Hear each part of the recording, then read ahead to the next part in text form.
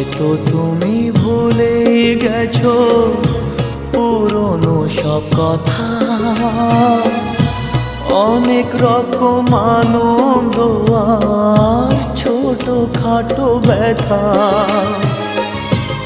এই মাঝে পেরিয়ে গেছে অনেকটা বছর, অনেকটা বছর।